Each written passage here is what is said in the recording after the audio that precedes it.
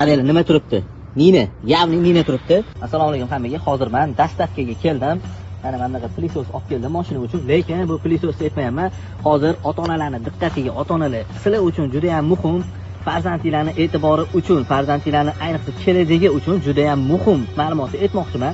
Hozir dastavkaga olib keldim. Aytganimda pilisosni hozir skameykaga kelib o'tiraman deganimda, fonar tushirib qarab o'tirganimda qaranglar. Qaranglar, nima turibdi? Nina, yavni Nina turibdi.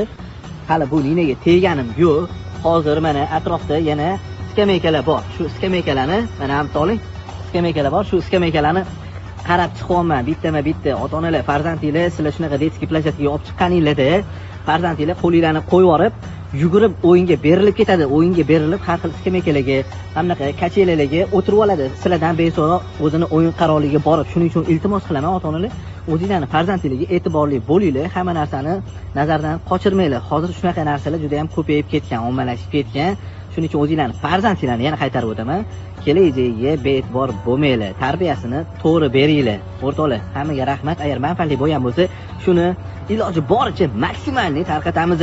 Mana shunaqa ninalar qo'yib ketilayotgani ko'p kuzatilyapti. Bu videoni sizlar uchun men kontent tariqasida oldim. Shunaqa ishlarni bartaraf oldini olish uchun ota-onalarni oyoqlikka chaqirish uchun kontent uchun olindi. Oyoq bo'linglar ota-onalar, salomat bo'lasizlar.